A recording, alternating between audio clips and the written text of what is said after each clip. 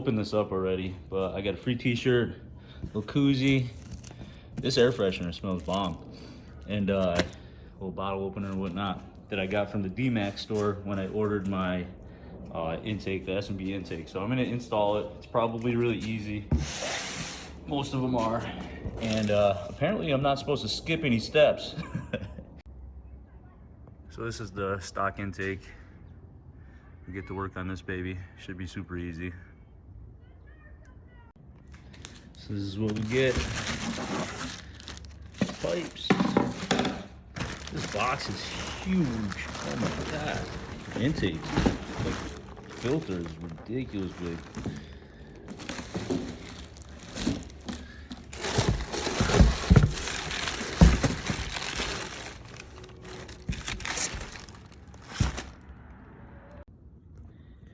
So this part was terrible to get out, but that's the stock one. This is the S&B one.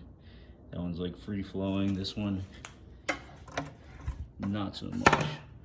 But not the easiest to get out of there. It goes to the turbo on the back side of the motor, and you have to run it. There is a coolant reservoir, and you have to feed it in through here, and it goes on the back side of the turbo. Really a pain.